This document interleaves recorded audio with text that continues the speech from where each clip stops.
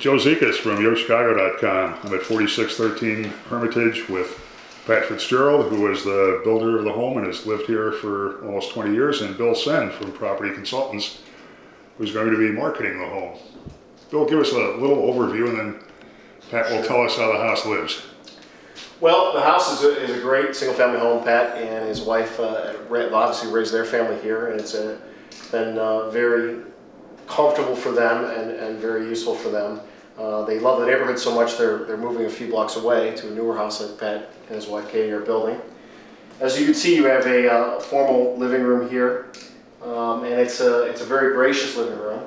They have a full-size piano in the corner, nook there. And a spectacular bay. It's not just a bay. You're right. Bay windows give you great, fantastic light and a great look out onto the great residential street that Pat lives on here.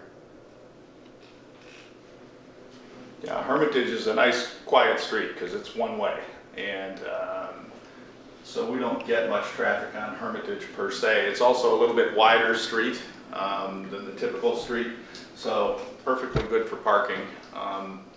And there's typically parking available here, unlike other places I've lived. So.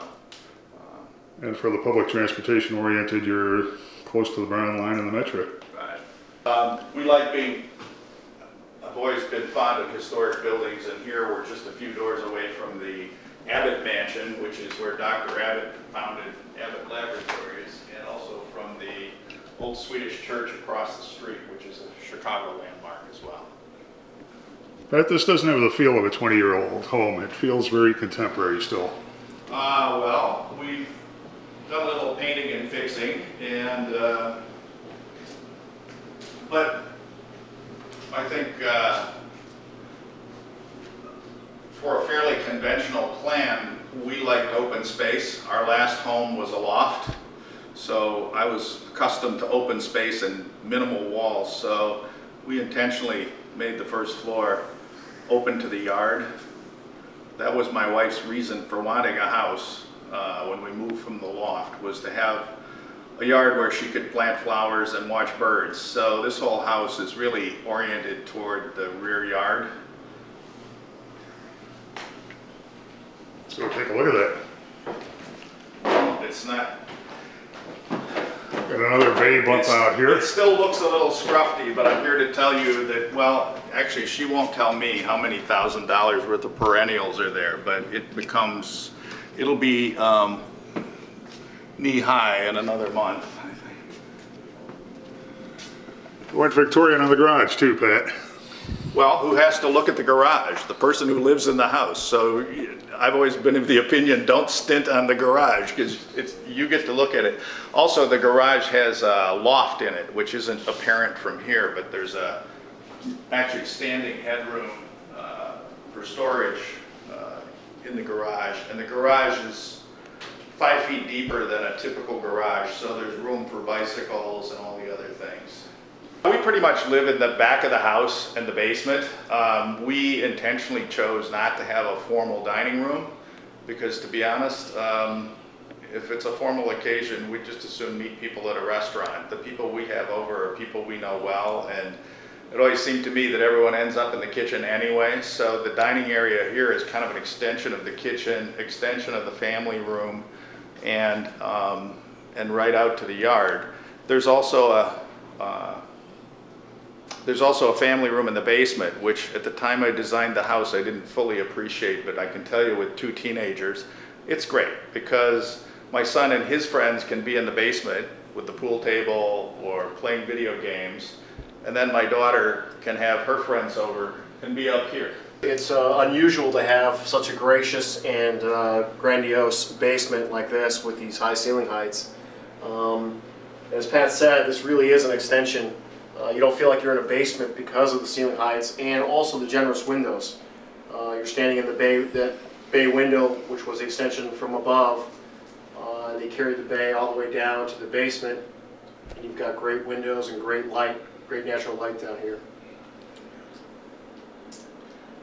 And this really becomes an extension of the family's area to have an additional family room or TV room or whatever you wanted to make this down here. A home office, It's a very versatile basement. The space was originally set up to be able to accommodate another bedroom, but we chose to make it a large family room instead.